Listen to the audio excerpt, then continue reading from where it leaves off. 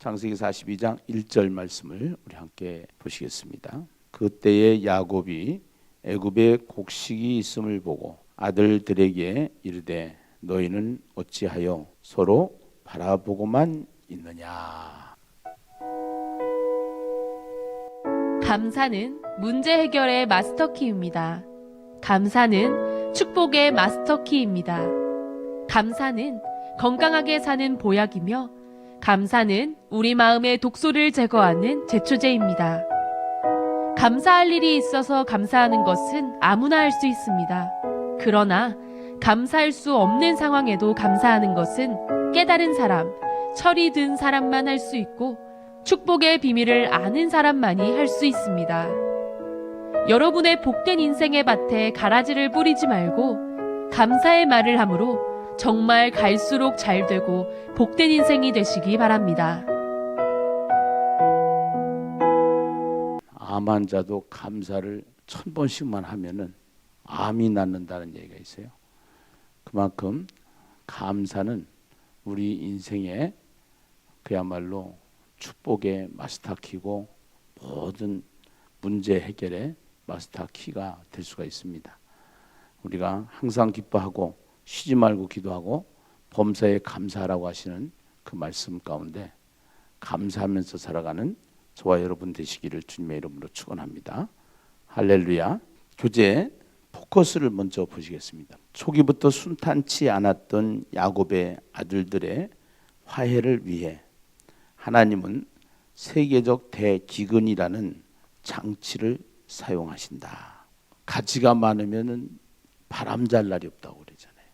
집에 자식들이 많다든가 교회도 사람이 많으면 문제가 계속 일어나게 돼 있어요.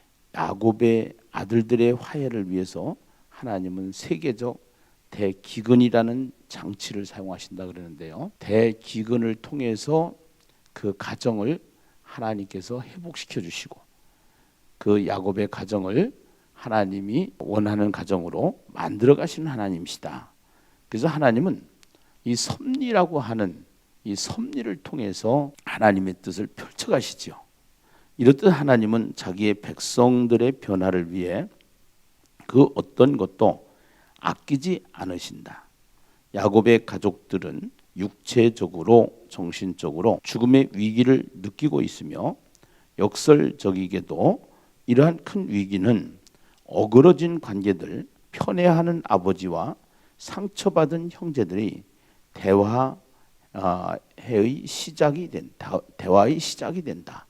이걸 그림을 이렇게 그려봤는데요. 이 하나님의 섭리라고 하는 바다가 있어요. 이 바다 위에 떠 있는 한 조각의 배와 같아요. 우리의 인생이. 그 섭리라고 하는 바다 밑에는 문제가 있어요. 문제가. 그래서 문제가 숨어 있습니다. 그런데 이 문제는 무엇을 가지고 있냐면 죄의 문제를 가지고 죄의 문제. 우리가 이 죄의 문제를 이해하지 못하면은 이 예수를 딱 믿으면서 복음을 받아들이면서 우리가 제일 먼저 깨닫는 게 뭐냐면 인간은 죄인이구나. 인간은 죄인이구나. 그래서 이 죄 가운데서 자꾸 문제가 만들어지는 거예요. 그런데 그 문제가 하나님의 섭리라는 바다 밑에 감춰진 거예요. 그런데 하나님은 이 섭리라고 하는 바다에 광풍을 일으키든지 태풍을 일으키든지 해서 파도를 일으키든지 해서 이것이 드러나게 만들어요. 그래서 이 문제를 해결해 나가시는 하나님의 뜻대로 해결해 나가시는 하나님의 섭리를 깨달아야 될 줄로 믿습니다. 그 야곱의 생애 가운데 보면은 부인이 둘이요, 그 부인의 몸종이 또 있어서 둘이요, 내세를 통해서 애를 낳게 되는 가족 형성사를 보게 되죠. 12명의 아들 중에 요셉을 팔아가지고 그 요셉이 결국은 애굽의 총리가 되는데 그 애굽의 총리가 되는 과정 속에서 세계적인 기근이 왔습니다. 가나안에 살고 있을 때 애굽이라고 하는 나라의 총리가 되어져서 왕에게 꿈을 해석을 해주고 7년은 풍년이 될 것이고 7년은 흉년이 되기 때문에 풍년 됐을 때 양식을 잘 저장을 해야 되고 양식을 잘 관리를 해서 세금을 잘 받아들여서 흉년이 된 7년을 대비해야 됩니다. 그래가지고 대비를 시켰어요. 근데 가나안 땅에는 기근이 와가지고 먹고 살 게 없어요. 가나안 땅에 살고 있던 요셉의 형제들이 가나안에서 애굽으로 가가지고 요셉이 원수처럼 여겨야 되는 형제들을 한 자리에서 만나게 되는 거예요. 그 형들을 생각을 했을 때는 자다가도 그냥 뿔떡뿔떡 일어나서 분노할 수밖에 없고 화날 수밖에 없는 형들의 모습이었지만 그들과의 관계를 기근이라고 하는 것을 사용해서 하나님이 만들어 가시는. 제가 잘 쓰는 단어 중에 시간 속에서라는 단어를 참 잘 써요.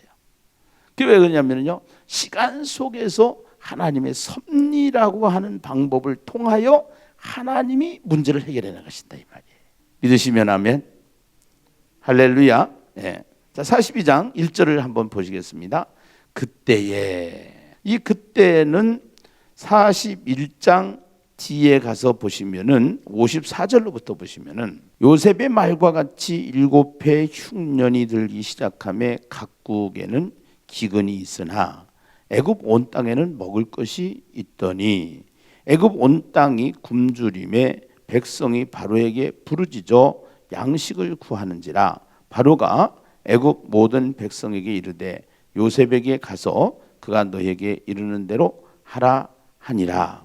예. 온 지면에 기근이 있음에 요셉이 모든 창고를 열고 애굽 백성에게 팔세 애굽 땅에 기근이 심하며 각국 백성도 양식을 사려고 애굽으로 돌아와 요셉에게 이르렀으니 기근이 온 세상에 심함이었더라.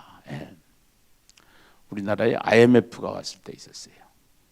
근데 IMF가 왔을 때 그 IMF와 상관없이 살아가는 도시들이 몇 개가 있었어요. 그 중에 한 도시가 울산이라고 한대요. 그 울산에 가면은 일할 거리가 많이 있었어요. 그 공업 도시고 거기에 막 전부 다 공장들이 있고 이제 해운업이나 이런 것들이 거기서 많이 진행이 되다 보니까 다른 도시들은 다 힘드는데 일이 없는데 거기는 가면은 일할 거리가 있는 거예요. 우리 교회 집사님 한 분도 우리 교회 섬기다가 그걸로 내려가신 분이 있어요. 그때.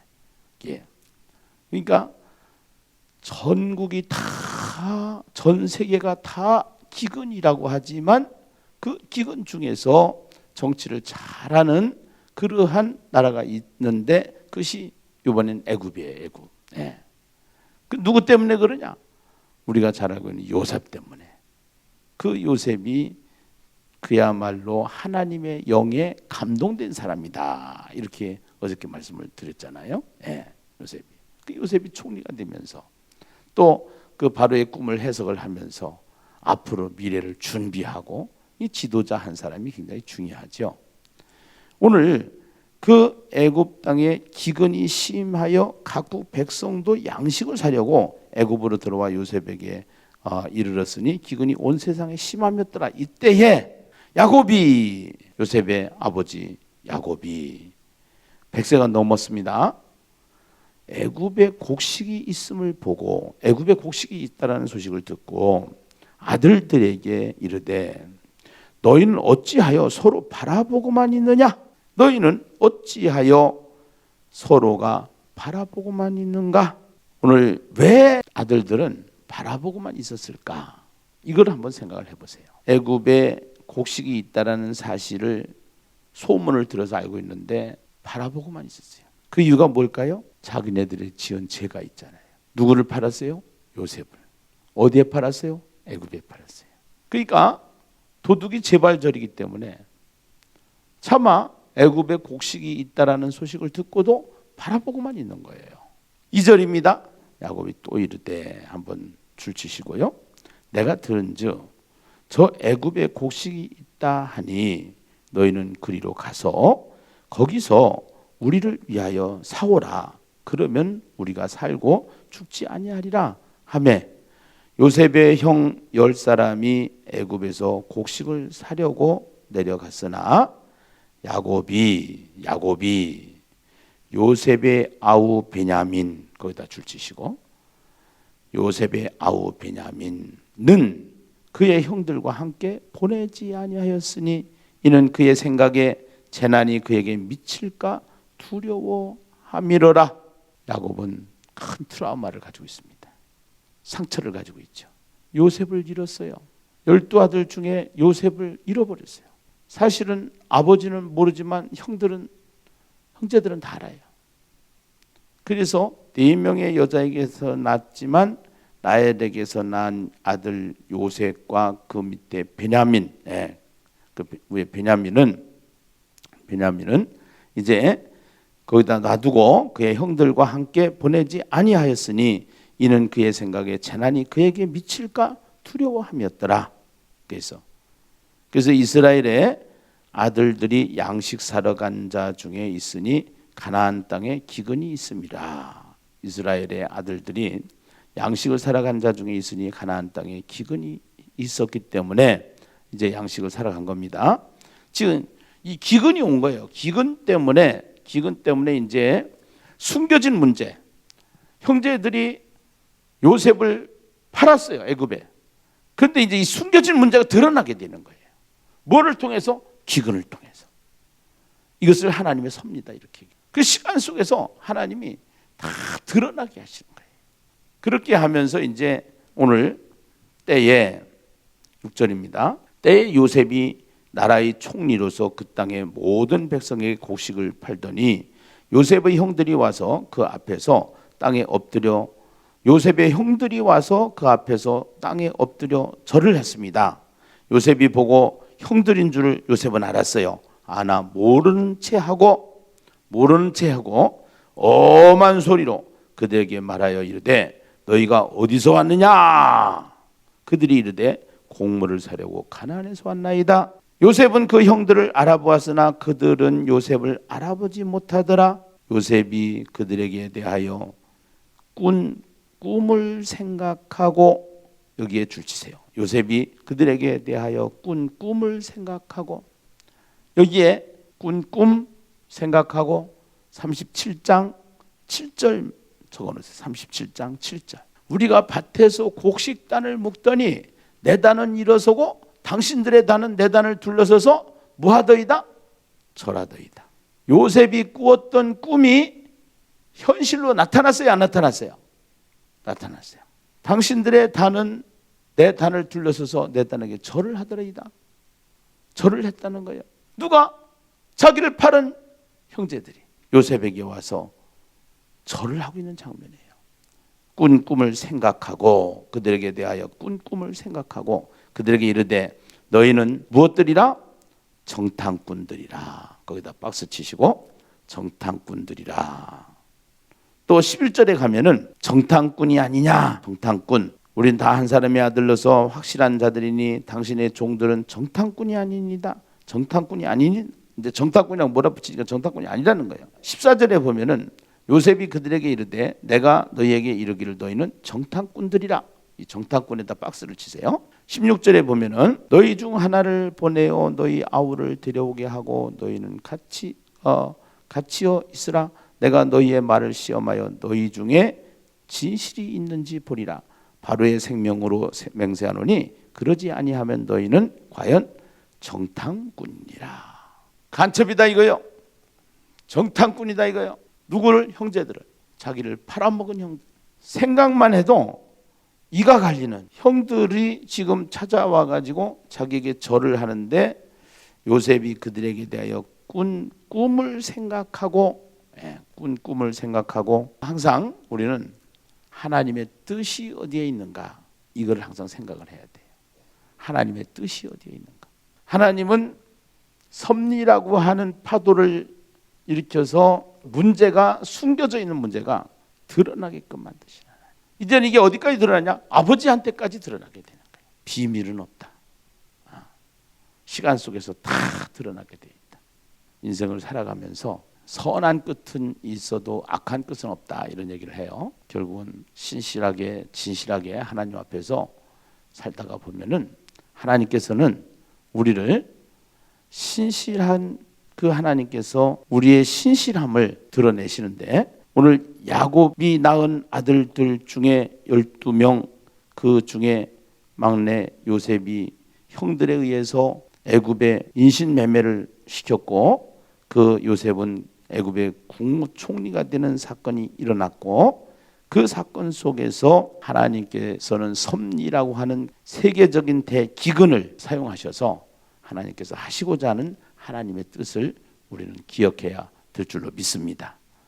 할렐루야. 코로나도 하나님의 섭리 속에서 풀어야 되는 거예요. 어떠한 문제든지 이 고난이 온다든가 기근이 온다든가 지진이 온다든가 문제가 생겼을 때는 하나님의 섭리 속에서 이 문제를 풀어내야 되는데, 꿈을 생각하고서 형제들을 정탐꾼이다라고 몰아붙이는 거예요. 9절에 보니까 그들에게 이르되 너희는 정탐꾼들이라 이 나라의 틈을 엿보려고 왔느니라. 그들이 그에게 이르되 내 주여 아니니이다. 당신의 종들은 공물을 사러 왔나이다. 우리는 다 한 사람의 아들들로 확실한 자들이니 당신의 종들은 정탐꾼이 아니니이다. 예. 요셉이 그들에게 이르되 아니라 너희가 이 나라의 틈을 엿보러 왔느니라. 이 나라의 틈을 엿보러 왔느니라. 예. 이게 다 정탐꾼이라는 거예요. 계속 정탐꾼이라고 몰아붙이는 거예요. 예. 너희가 이 나라의 틈을 엿보러 왔느니라. 예. 9절에도 이 나라의 틈을 엿보려고 왔느니라. 예. 거기다 줄 치세요. 예. 12절에도 너희가 이 나라의 틈을 엿보러 왔느니라. 그들이 이르되 당신의 종 우리들은 12 형제로서 가나안 땅 한 사람의 아들들이라. 막내 아들은 오늘 아버지와 함께 있고 또 하나는 없어졌나이다. 없어졌대. 누가 팔았어? 자기네들이 팔았잖아. 그런데 여기 지금 뭐라고 그래요? 없어졌나이다. 너희는 이같이 하여 너희 진실함을 증명할 것이라. 바로의 생명으로 맹세하노니 너희 막내 아우가 여기 오지 아니하면은 너희가 여기서 나가지 못하리라. 너희 중 하나를 보내어 너희 아우를 데려오게 하고 너희는 같이여 있으라. 내가 너희의 말을 시험하여 너희 중에 진실이 있는지 보리라. 바로의 생명으로 맹세하노니 그리하지 아니하면은 너희는 과연 정탐꾼이다. 이 정탐꾼이라고 하는 것을 가지고 그 속에 있는 그들의 생각을 다 뒤집어내는 거예요. 자기가 꾼 꿈이 있었어요. 형들의 볕단이 내 볕단에게 절하는 꿈을 하나님 보여주셨어요. 아, 그 꿈이 현실이 됐구나. 이것을 알았어요. 그들의 정체를 드러내기 위해서 정탐꾼으로 몰아버렸어요. 정탐꾼으로 몰아버리고 이제 그러니까 사실 이실직고를 다 하는 거예요. 이실직고를. 분명히 형이에요. 그런데 요셉은 그 형제들을 알아보지만 이 형제들은 요셉을 몰라봐요. 거기다가 번역사, 그 통역사까지 세웠어요. 통역사까지 세워서 모르고 있으니까 그들을 다 함께 3일을 가두었더라. 왜 3일을 거기다 가두었을까? 이걸 한번 생각을 해보세요. 3일 거기다 동그라미 치시고요. 요나서 1장 17절에 보면은 요나가 물고기 뱃속에 들어가 있을 시간이 3일이에요. 그 3일은 회개의 시간을 만들어주는 거예요. 회개를 요구하는 거예요. 사흘 만에 요셉이 그들에게 이르되 나는 하나님을 경외하노니 너희는 이같이 하여 생명을 보존하라.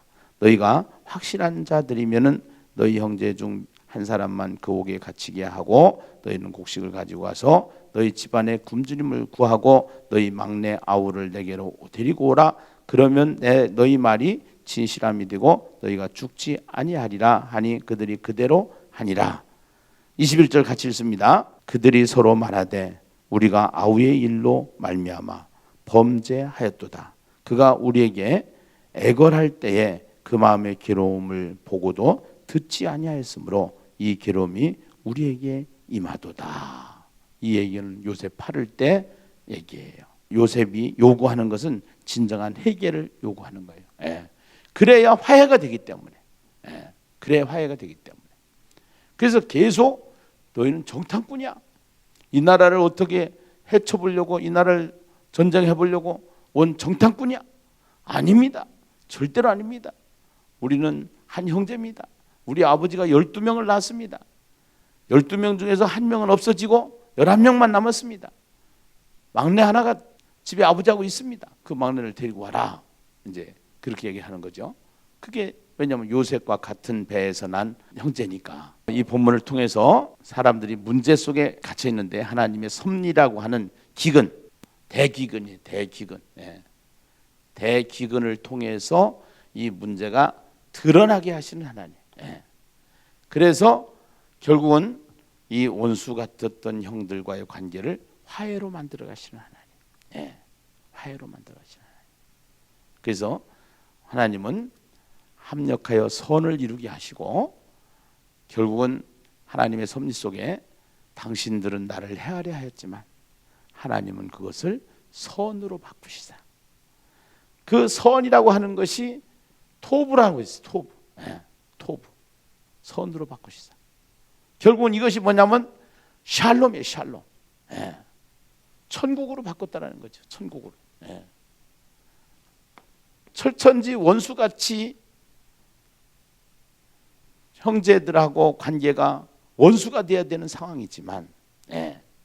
이를 갈아야 되는 상황이지만 결국은 하나님은 섭리를 통해서 대기근을 통해서 그 형제들과 화해하게 하고 그 형제들을 구해내고 그 형제들과 관계를 원만하게 만들어 가셔서 하나님은 무엇을 만드시는 하나님? 천국을 만드시는 하나님. 우리 공동체가 무엇을 실감하자? 천국을 실감하자.